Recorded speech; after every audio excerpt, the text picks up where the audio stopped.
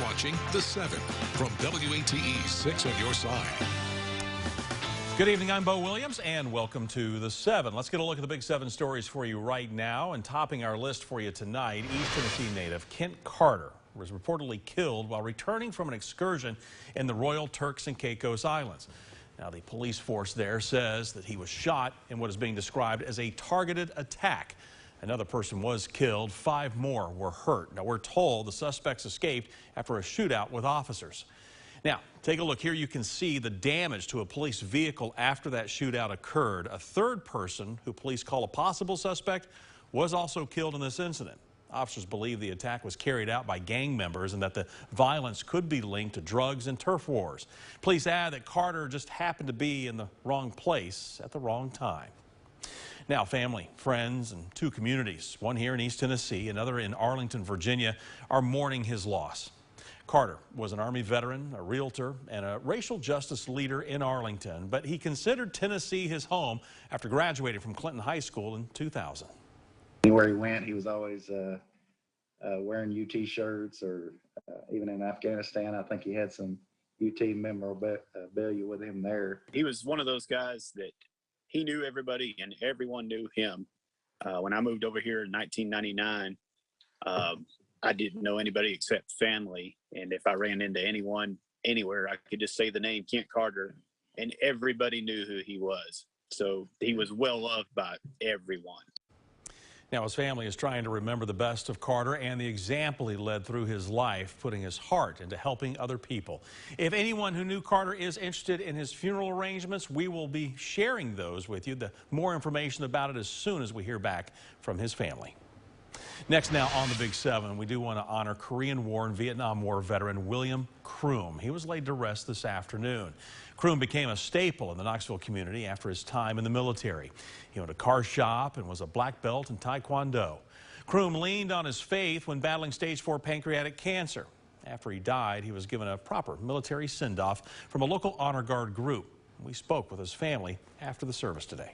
I think his sacrifice as an Army man and as a father, a grandfather, has really taught us about being humble, about humility, about going beyond maybe what you're comfortable with for the goodness of others. And I think that's something we've all learned from him from a very young age, all the way up to teenage years, to adulthood, is how to be selfless.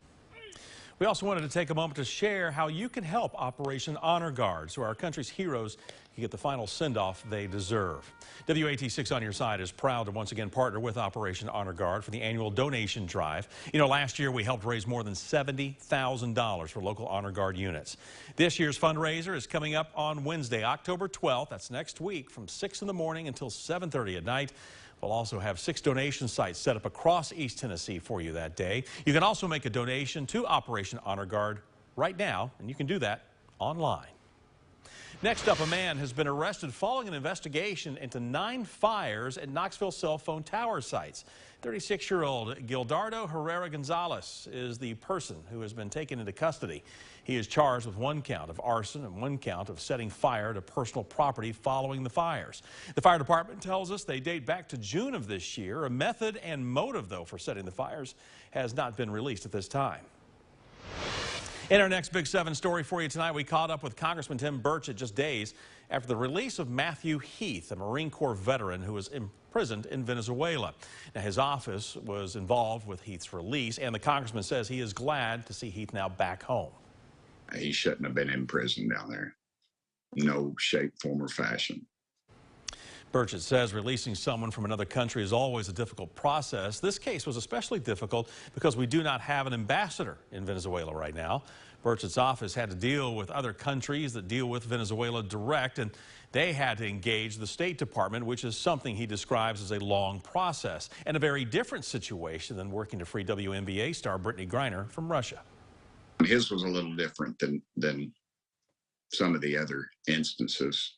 Like Miss Griner and the rest of them, his was a completely different what he was doing there, and he didn't get arrested for bringing weed into the country or doing something illegal like that. It was under different circumstances. Tonight at 11 o'clock, we're going to bring you more on our conversation with Congressman Burchett as he discusses the war in Ukraine. Next now on our list for you tonight, the Sevier County Sheriff's Office is trying to help former inmates successfully make their way back into society. It's a new program that the department started just this week. 6 on your side's Kristen Gallant was in Sevier County earlier today and is giving us an inside look at the department's reentry program. This is the first time that the Sevier County Sheriff's Office has had a program like this. I was able to sit down with Sheriff Michael Hodges as he told me what this will look like for their county. Sevier County Sheriff's Office is making sure all members of their community are getting the help they need. This includes those who have been incarcerated and are now trying to become successful members of society. The Sheriff's Office just started a re-entry program for ex-offenders with money they received through a federal grant. It's difficult if you walk out cold with nothing and you got to kind of start all over, because maybe you've been out of society for a year, maybe it's been 24 months, maybe it's just been 90 days.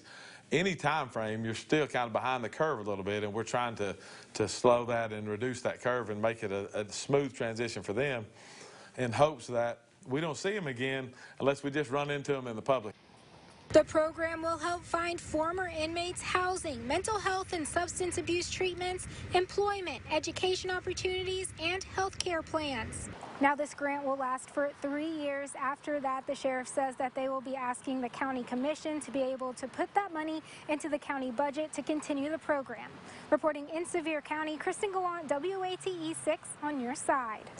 All right, Kristen, thank you. Continuing our Big 7 list tonight, beavers are causing problems for one East Tennessee community. Apparently, beavers have built so many dams in the White Oak community that they've created major problems now with water flow. The beavers burrow under the waterway before coming up into their dams, which really causes issues for farmers and their equipment. The problem is that they live in the stream, so they tunnel underwater and come above the water where it is dry. If a tractor drives over, it then falls through.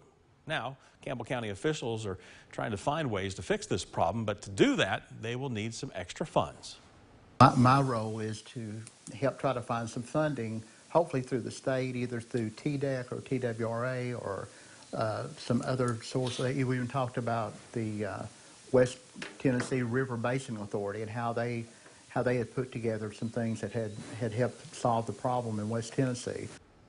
Current estimates for the first step in the removal of the dams is around $8,000, but it is a recurring process, meaning that the total amount is, well, unknown. Officials say they want to make sure the residents of the White Oak community and Campbell County will not have to pay to fix the problem.